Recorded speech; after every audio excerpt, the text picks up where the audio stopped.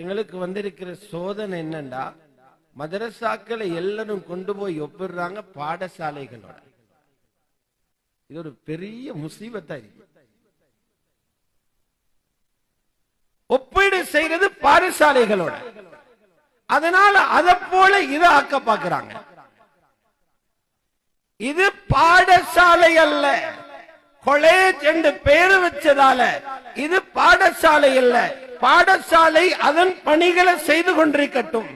இது துனியாவில் இருக்கக்கூடிய இந்த ஆபீஸ்கள்ல அல்லது பல்வேறு துனியாவுக்கு தேவையான இந்த துறைகள்ல உள்ள இடைவெளிகளை நிரப்புற நபர்களை உருவாக்குற இடம் அல்ல.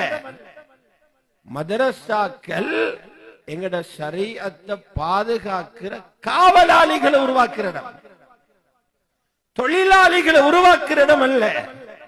லட்சம் கோடி சம்பளம் வாங்குறவர்களை உருவாக்குற இடம் அல்ல. பட்டம் பதவிகளை சுமக்கிற உருவாக்குறவர்கள் அல்ல. ஷரீஅத்தின் காவலாளிகளை உருவாக்குற இடம். எங்கட தீன பாதுகாக்கிறதுக்குரியவர்கள் இங்க தயாராக. அதனால் அந்த பார்வை எடுத்து போடுவோம்.